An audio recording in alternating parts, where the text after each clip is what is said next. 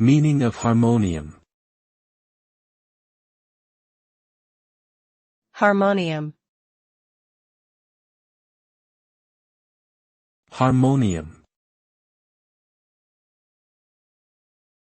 Harmonium. Harmonium.